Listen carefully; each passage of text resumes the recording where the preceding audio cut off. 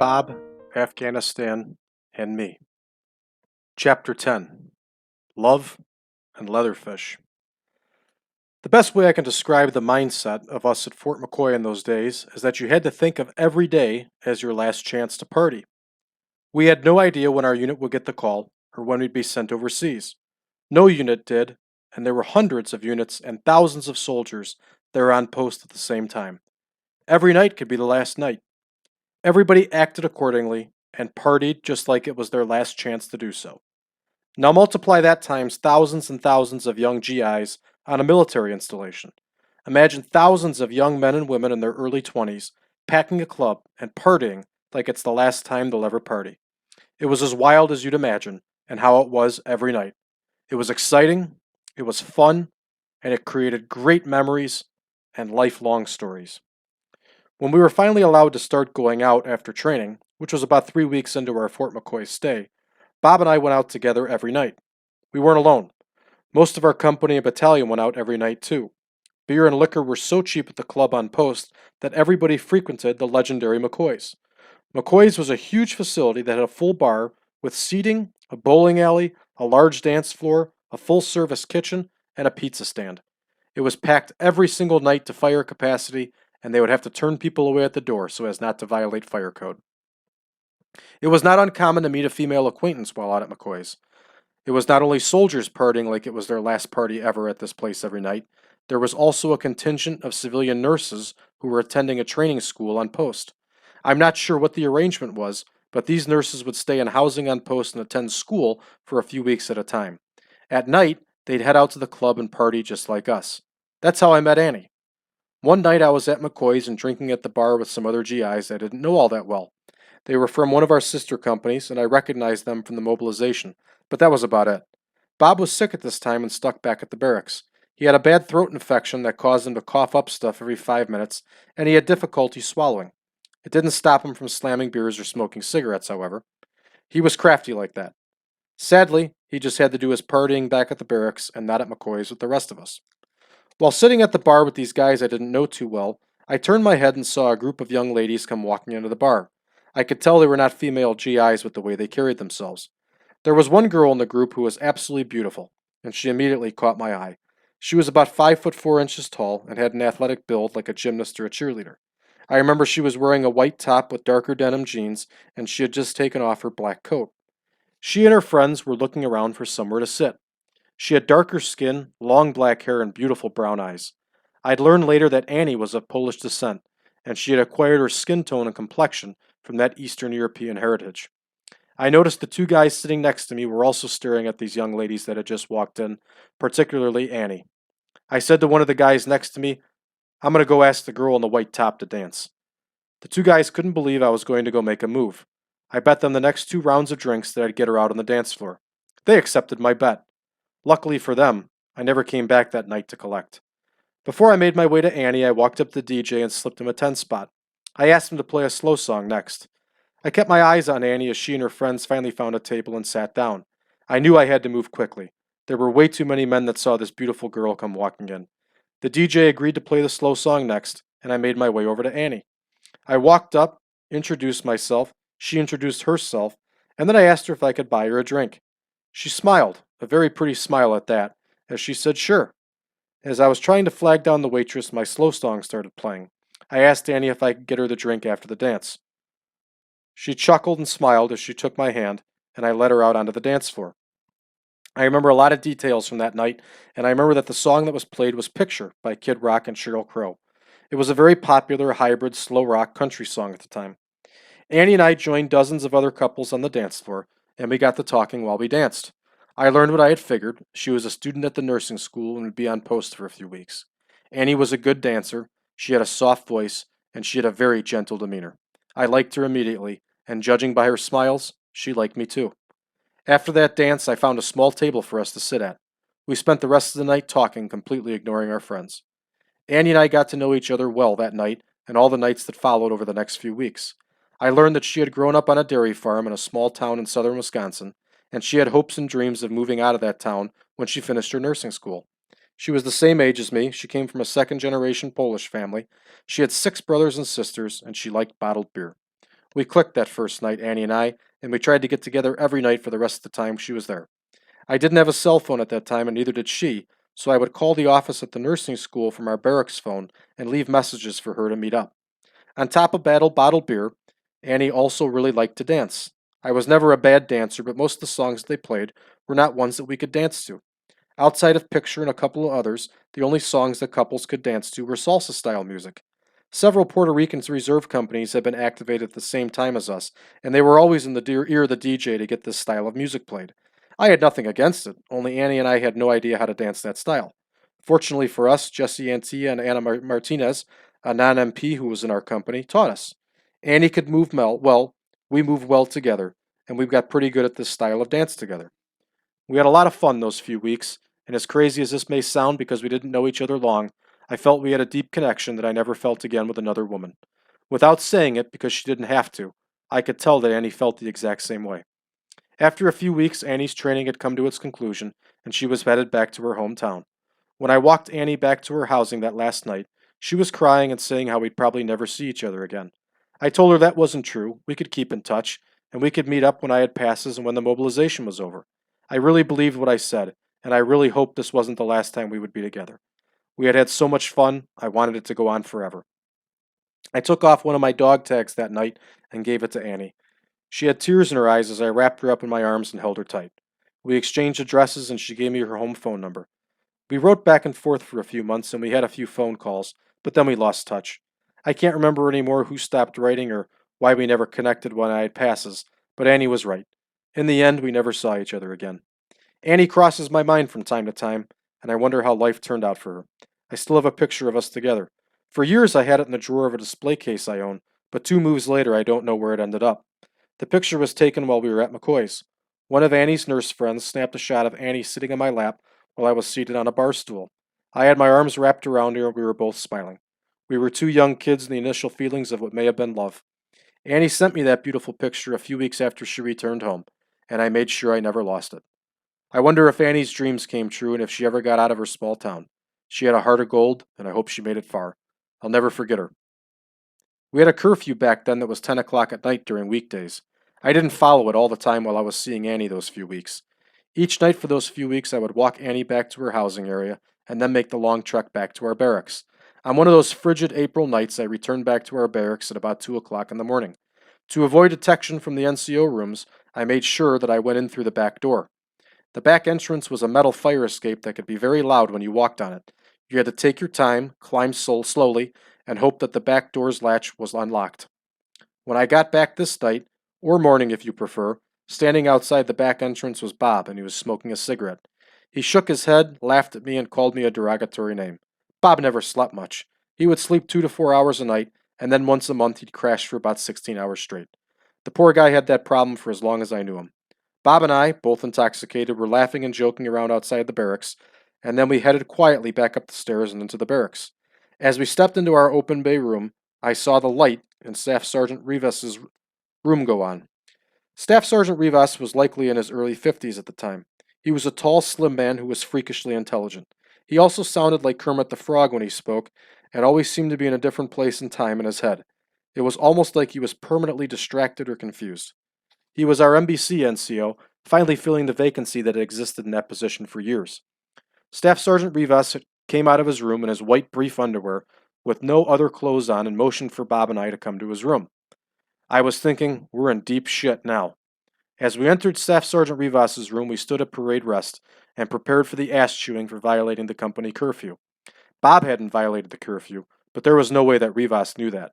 He probably heard us come in together, and now we were both in for it. Instead of an ass chewing, he pulled out a box from under his bed and offered us cookies that his mother had made. Bob and I had a few cookies and then made our way back to bed. We laughed for the next 15 years about this. The weekend after Annie left to go home, I met a new girl when we were on pass in La Crosse. Her name was Jenny. If Annie was a classy Cadillac, then Jenny was a high-speed Corvette. Jenny was about 5 foot 2 inches tall, with a very impressive build. She had all the right bumps in all the right places. She was pretty, very friendly, and had blonde hair and blue eyes. The clothing style for women back then was low-rise jeans and belly shirts. Jenny had that look down very well and would turn heads wherever she went. Jenny was not from the area and would travel up to that part of Wisconsin from Wonder Lake, Illinois, with her friend, whose name I can't recall, just about every weekend. This friend of hers was dating a guy who was permanent party at Fort McCoy. That means he was active Army and assigned to a unit on post. This soldier would be off on weekends and would hit the town with his girlfriend and her friends. Jenny's favorite place to go when traveling up in Wisconsin was La Crosse. She and her friend and the boyfriend would get a hotel room in town and then hit the bars and clubs. Oftentimes, the other girls would travel with Jenny and her friend. I happened to meet Jenny at the bar of what's nice dance club in downtown La Crosse one night. A lot of us from the unit had booked hotel rooms and were staying the weekend in this college town. This was a classy looking club, and I recall it had swanky red booths in the lounge area. Remember Scarface with the sunset art in the bar boss's office? That's the style in which the walls were painted in this place. It was a really exotic and unique look. Bob Allen was there with us, and knowing Bob as long as I did, I thought it was strange that Bob didn't seem to have much interest in getting together with Annie's friends, now Jenny's friends, or any girl for that matter. He just wasn't interested one bit. I never asked him about it, I just let it be. Something was going on though, and I couldn't put my finger on it. Well, we were all out at this club, and we were all just having the time of our lives, and I can remember everybody having these huge smiles on their faces and enjoying the freedom of the pass and the alcohol that was flowing freely. It was a special weekend for one young female MP in our platoon named Bridget Keene. I didn't know much about Bridget at this point, but she was a tiny girl that was the most Irish-looking Irish girl I'd ever met. I knew she had a college degree, she was very nice, and she had some very funny stories of her dad beating up her ex-boyfriends. On this specific evening, Bridget was excited that a group of her friends had made the trip all the way up from Peatone, Illinois. After they had checked in at the hotel, these ladies came up and met with us at this club. Upon Bridget introducing these friends to all of us, Bob nicknamed them, undeservingly for the most part, the Omega Moos, a reference to the female sorority in the movie Revenge of the Nerds. What a jerk. I had already met Jenny at this point of the night, and we were talking and spending time together. Jenny wasn't a dancer, and I couldn't get her to get out on the dance floor no matter what music played. She was no Annie, that was for sure. I had been drinking, obviously, and felt like hitting the floor. The song Ready, Steady, Go by Paul Oakenfold was still hot at the time, and they were playing it. Just for the heck of it, I walked over and asked Jamie Hassenfang if she wanted to dance. Jamie had been new to our unit and was a very nice lady. She was a tall woman, about 5'9" tall. She was slim, and she had blonde hair and blue eyes. She was older than us and was way past our sophomoric humor and collegiate ways of partying. Looking back on it, I don't know how she tolerated it. Jamie had previously been on active duty and had served for a while in Germany. She joined our reserve unit as a cook, and she conducted herself as a professional, a lady, and her demeanor commanded respect. She certainly had mine. I had no love interest in her at all, and that was not even a thought when I asked her to dance. Jamie and I went out on the dance floor and began dancing. About a minute into our dance, I glanced back at our group of friends, and I saw this look on Bob's face. Anyone who knew Bob knew the look. His eyes would set back, he'd clench his jaw, and he'd start to turn red. In the 2 years plus of our close friendship, we had never argued, fought, or crossed words. Never once. This seemed to be getting the closest to it, though. I felt something was funny, so I stopped the dance with Jamie. When I walked off the floor, Bob's look went away. It now all came together in my mind. The reason Bob never wanted to get together with these other women was because he had a thing for Jamie. I confirmed a few minutes later when I was chatting with Matt Bender.